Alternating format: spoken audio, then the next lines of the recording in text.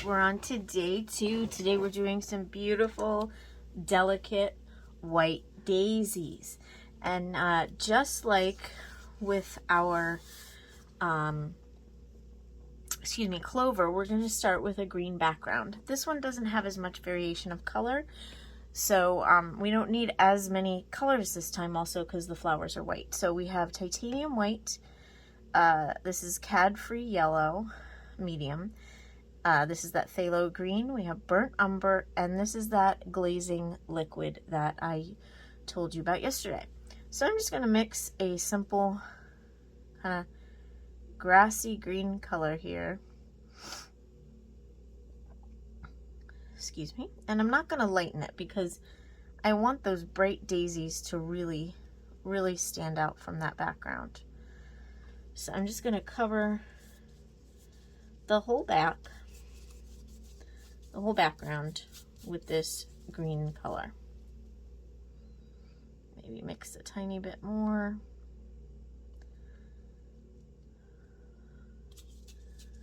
There we go. That's a nice dark color here. And just like with the clover, I'm not worried too much about there being, the same exact color across. This is going to be the background, not the foreground, so I'm not too worried about the consistency there because your focus is hopefully going to be on those daisies. We just want, no speckles of white showing through.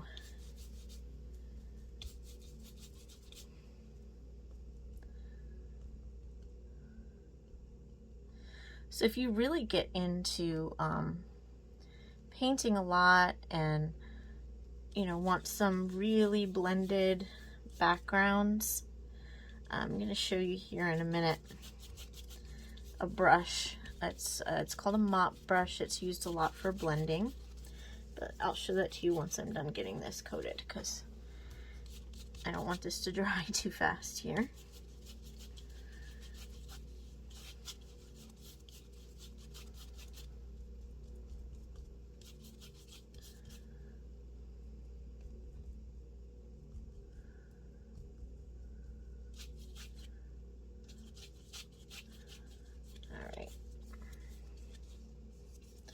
I'm just getting rid of, any huge glaring streaks.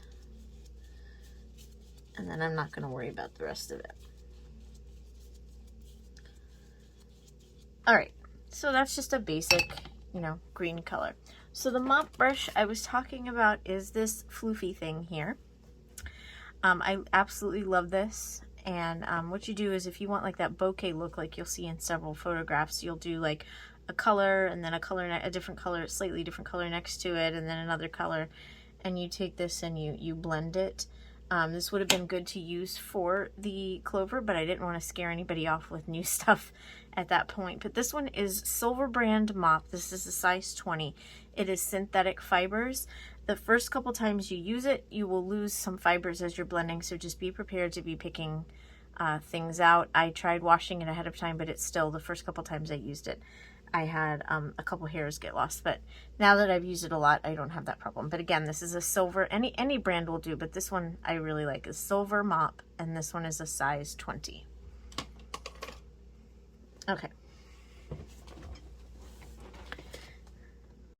Okay, used my heat gun, we got all dry.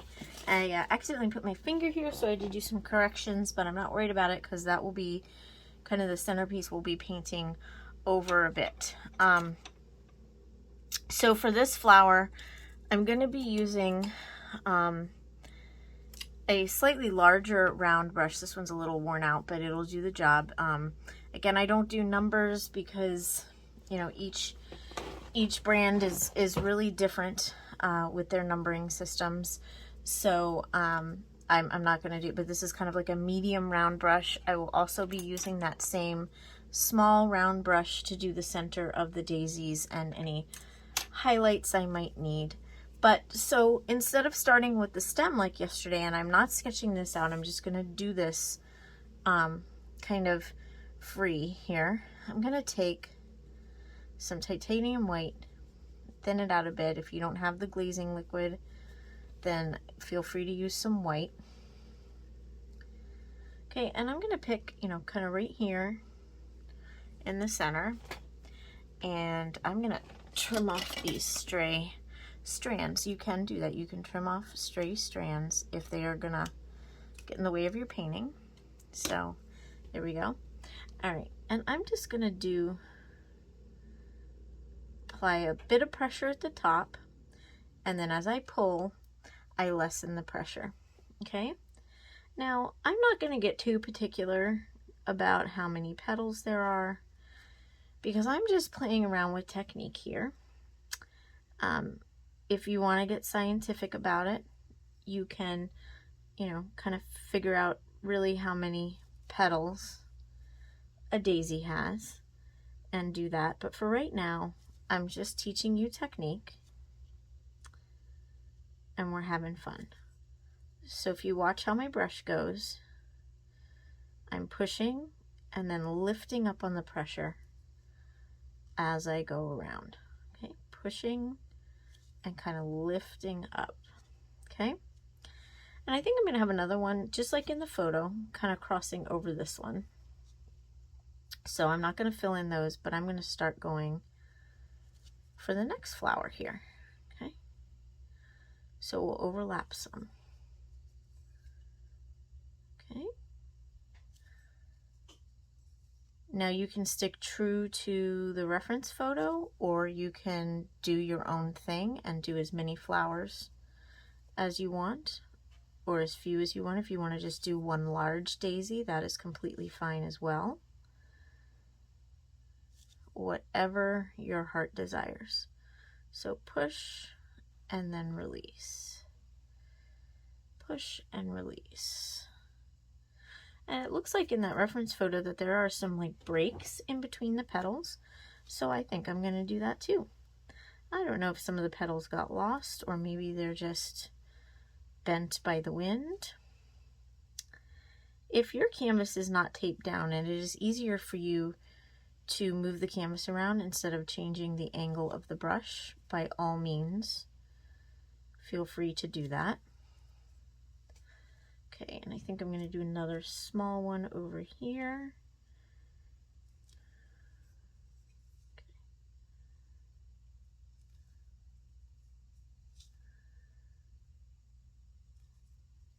So anyway, you can move your canvas around if that will help you some, or whatever painting surface you are using. So yeah, you'll just kind of repeat that. So we have this golden color here, and I'm just going to come in and draw a circle, or you can do an oval. You know, some of them are not perfectly round, some of them are. Whatever makes you happy. You can use a bigger brush for this, but I just find I have more control with the smaller brush.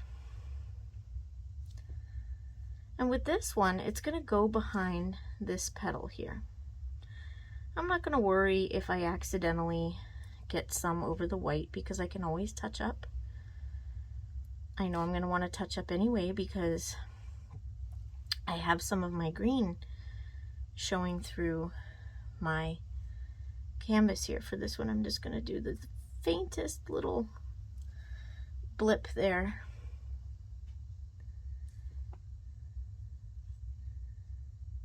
Just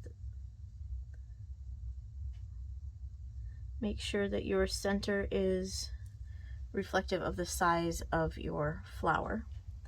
Nothing too huge for a smaller flower.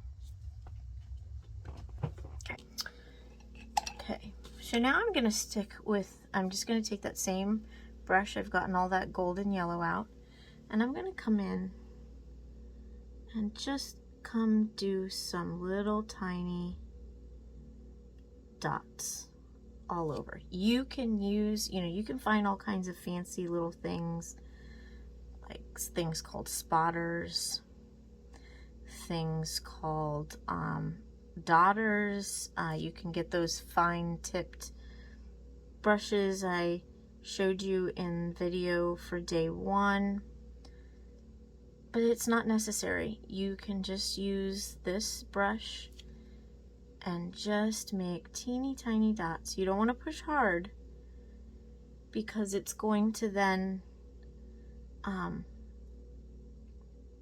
flail out and make a bigger mark than you're looking for. Or it won't even be a dot anymore. It'll just be a line or a smudge. So you can use the big brushes. You can even use a round brush bigger than this and just make sure the point is rolled out. You can, you know, kind of take your fingers and rub it on there, make sure it's rolled into a point.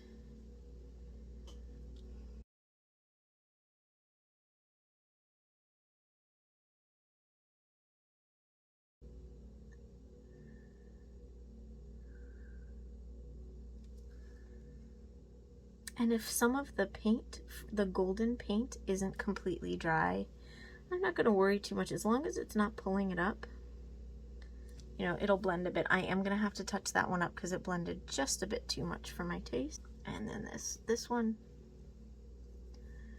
just teeny tiny little dots like that. Okay? So now I'm going to come back with my white. There's not a lot of shading on these. They look like they're pretty white and you know, in the light directly. So I'm not gonna have to worry about adding any kind of grays or anything like that. So I'm just gonna come back over my petals though and make sure that I've covered all those green spots. And if you go over your center a little bit, that's okay. Again, nature isn't perfect.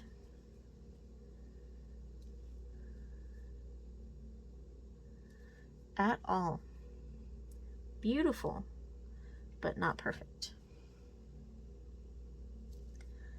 So if I'm going to be 100% honest, I'm not super happy with these blurred ones here. So I may play around with those here in just a second. And I will record it so you'll get to see how I'm playing around with it. But there's no need to, okay? It does look like a blurred flower. I just want to play around with it some.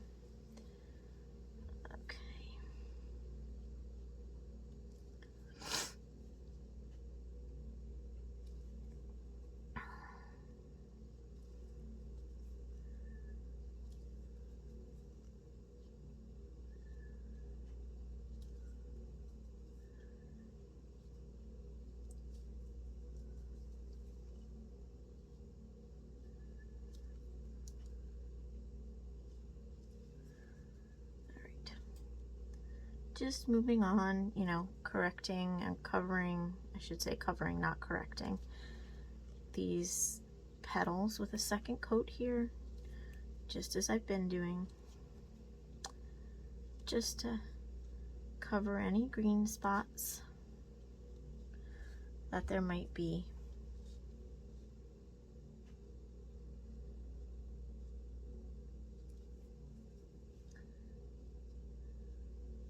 I absolutely love daisies, and there are so many different varieties.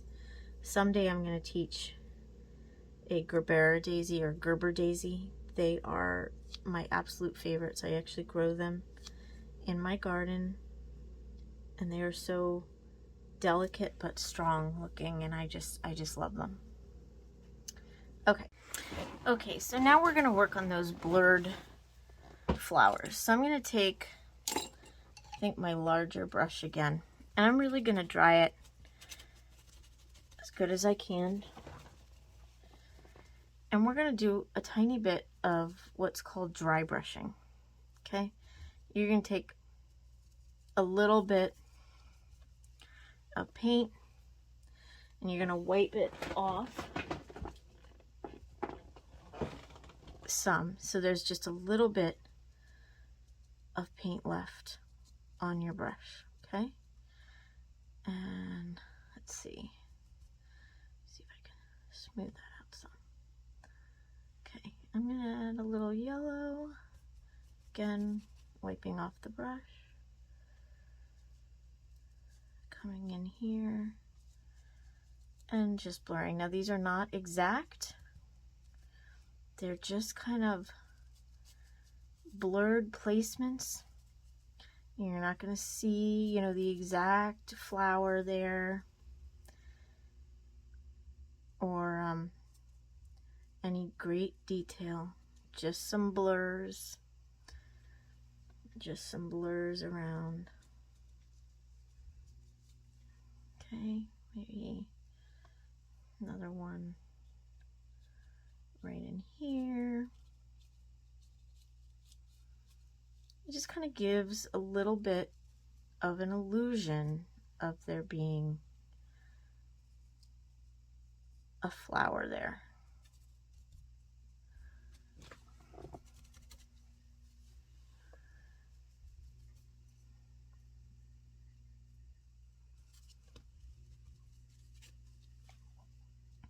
Maybe a couple little flowers back here. You can use your finger if you need to.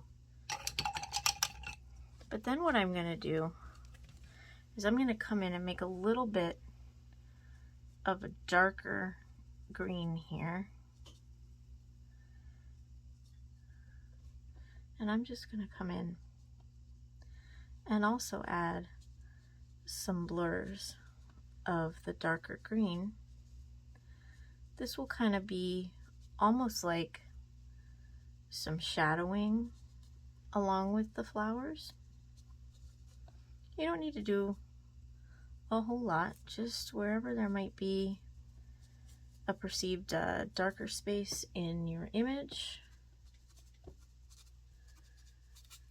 Just a little.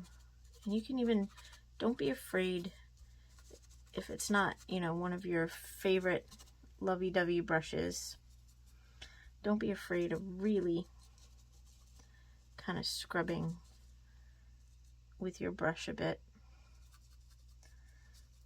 and getting that, you know, those bristles in there. I'm gonna come in between my flowers and do some. This just kind of gives some more depth here.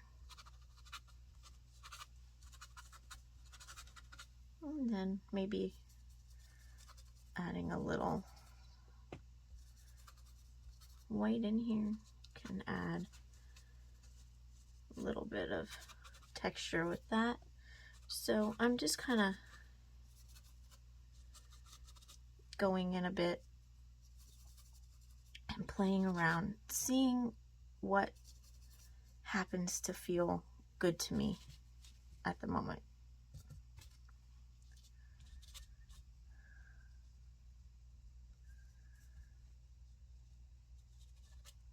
I'm going to wipe this off. Got a little too much for my taste, so I'm coming in with a little bit of the darker color a bit. Just a little bit. And kind of filling in some. Again, there's no exact science to this. We're just adding shadows and texture. And if you want to add more flowers in your background, by all means. I'm like a broken record. Have fun with it. Whatever your heart desires.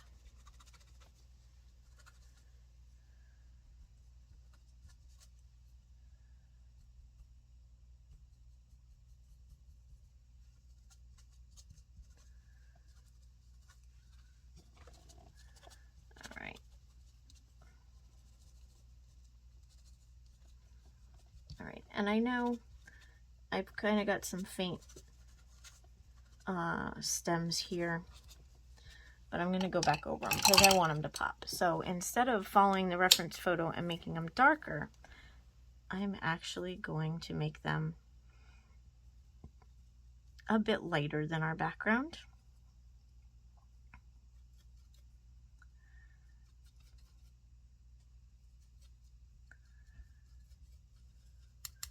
so that they really pop. All right, so I'm gonna go find them again and just put them in. The ones in the background, I'm not gonna worry too much about, but just these up in the front. Have some fun. Make them really stand out.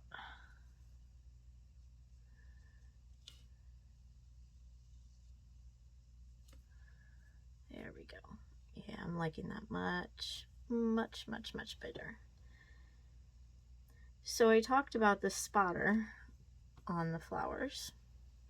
You can also use a liner brush, which I've used quite a bit. If you did my 13 Days of Halloween last year, you probably saw my liner used a few times there. You don't have to use it, but it can be fun. So I'm going to come in just with a few darker stems here and there where we might have some shadows coming through from those blurry flowers.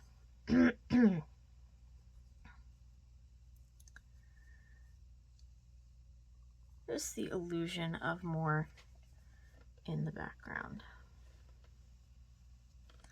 And we don't have to be exact. Now, if you don't like how chunky that looks, you can go back over it. But I really like how that really looks kind of distant and blurred, almost like it was in the camera. So if you want, I think I'm going to add a few more dots to one of these flowers because I just feel it might need it. Just in here. Just a few more. Just to fill in. And this one got a bit blobby-like. So, fixing that some. Maybe get some of that golden color to fill in some since I blobbed it up.